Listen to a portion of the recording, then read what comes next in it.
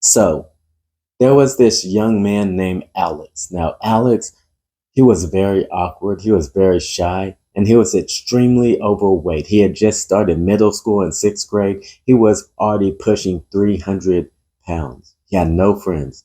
Till one day at recess, it all changed.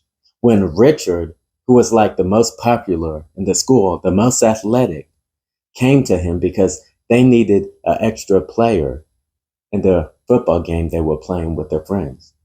So they had no other choices, so they came to Alex and asked him if he wanted to play. Now, they just were going to use him as a body out there, but it just so happened that Alex was amazing at football. When Alex would block, no one could get past him. And he could block like three guys at the same time. When they hand Alex the ball, even though it was slow, it was like he was walking down the field. The whole team could jump on him and he just carry him and score. So, of course, after this game, he became super popular and Richard became Alex's best friend.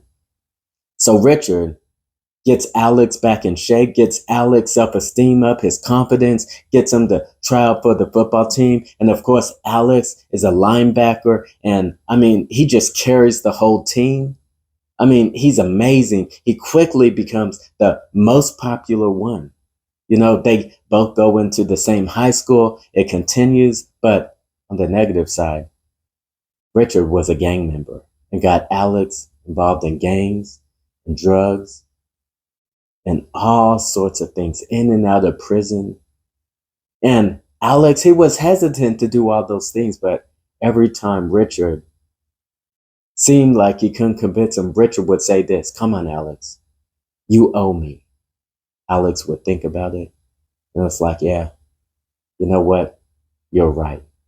And then Alex would go and do whatever it was, the drugs, the crime, it didn't matter. However, one day after the senior year, they go out to party, and Alex overdoses. And everyone just deserted him. And he was found almost dead. But they took him to the hospital, and he lived. After he gets out of the hospital, he gets saved. And he gets drafted to the NFL. As a matter of fact, he just signed a contract with them. His life was turning around. But one day, Alex gets a knock at the door, and it's Richard. He doesn't want to let him in, but he's like, "Okay, Richard, what do you want?" He's like, "Can I come in?" He's like, "Just tell me what you want." Richard's like, come on, can I please come in?" And Alex is like, okay, opens the door, lets him in. It's like, "Richard, what do you want?" Richard like, "Hey, Alex, man, I just need some extra money. And I know you got plenty of money. You just signed with the NFL. Come on. I just need a little money." And Alex is like, "No, get out of my house." It's like, "Come on, Alex, come on. Come on, man, just a little bit. Come on. You owe me." And now Alex is angry. Alex turns to Richard and is like, "What do you mean I owe you? I don't owe you anything." And Richard's like, "Come on, you don't remember? You were nobody. I made you who you are." And now Alex is really mad. And Alex, in a fit of rage, just grabs Richard around the neck, starts shaking him. He's like, "I don't owe you anything. I mean, you know what I owe you? I owe you nights in prison. You know what I owe you? I owe you overdosing on drugs." And he's going through this list for like 2 minutes as he's shaking him, hands around his neck. And remember, he's a huge linebacker that just got drafted. I mean, he's like 250 pounds, raw muscle, 6'7". So this is no small thing. And after he finishes and comes to himself, he realizes what he has done, and he drops Richard. Richard falls to the ground dead. At that point, Alex is devastated, but he's convicted and he knows what he should do. He confesses to God and he turns himself into the cops. Now, Alex is serving a life sentence. So, what's that story all about? Well, let's go to our text. Romans chapter 8, starting in verse 12.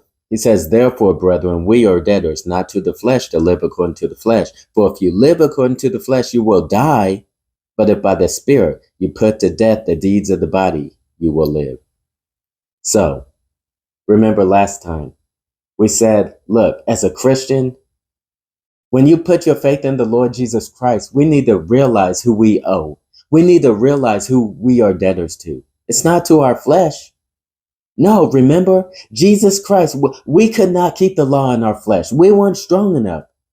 We aren't debtors to the flesh. We don't owe the flesh anything. What did the flesh do for us but get us into trouble? Just like Richard got Alex into trouble. Our flesh hadn't done anything for us, but Christ, he did it for us. When he came, when he condemned sin in his own flesh and suffered the wrath of God for us, that's who we owe. So he says, therefore, we are debtors, not to the flesh, to live according to the flesh. We're not debtors. We don't owe the flesh anything. But then he says, for if you live according to the flesh, you will die. But by the Spirit, you put to death the deeds of the body, you will live. So Paul is calling for a spiritual violence. And remember, just like our illustration, in that illustration, Alex, he really doesn't have any direction in his life until Richard comes in. But Richard represents the flesh. Yes, there were some good times. Yes, it got him some popularity, but he got into drugs. He got in and out of prisons, so on and so forth. So does Alex really owe Richard anything? No. Richard caused him a bunch of trouble, a bunch of heartache. Alex doesn't owe him anything. And it's the same thing with you, Christian. If you put your faith in the Lord Jesus Christ, you don't owe your flesh anything. Yeah, your flesh might have got you popular and got you prideful and so on and so forth and this and that and got you, good relationships with members of the opposite sex and you, whatever it was. But you don't owe the flesh anything, Christian. What did the flesh do but get you into trouble? And if you continued in your flesh, you would die. Like Alex almost died from overdosing. But how should we react to the flesh? We don't owe the flesh anything. How should we respond to the flesh? Well, it's just like Alex responded when Richard came over asking for money. And how did he respond? He responded very violently. And you say, yeah, but that was a bad thing. No, that's how we need to respond to our flesh, Christian. That's how you need to respond to your flesh, and that's how I must respond to my flesh. We don't owe the flesh anything. Remember, James tells us we're tempted by our own desires and enticed or drawn away. And our desires, when it conceives, gives birth to sin, and sin, when it's full grown, gives birth to death. We don't owe our flesh anything at all. We owe all to Christ. So when our flesh comes up, when our flesh starts tempting us to go back and live the way we once lived, when our flesh starts tempting us to trust in ourselves, in our own pride, when our flesh starts coming, we need to respond violently. And we need to put to death the deeds of the body. We don't owe the flesh anything. We talked about last time. Who do we owe? It's God who sent his son in the likeness of sinful flesh on account of your sin, on account of my sin, condemned sin in the flesh, that the righteous requirement of the law might be fulfilled in us, who walk not according to the flesh, but according to the Spirit. We owe the flesh nothing. What did the flesh ever do for us but get us into trouble? What did the flesh ever do for us but puff us up in pride? What did the flesh ever do? Absolutely nothing. Remember, we could not keep the law by the flesh. We weren't strong enough. So God had to do it. We owe all to God. We owe all to Christ. We owe the flesh nothing. So when the flesh comes knocking at our door, Christian, you need to respond violently. Put your hands around the neck of your flesh and say, I don't owe you anything. Put to death your flesh, Christian.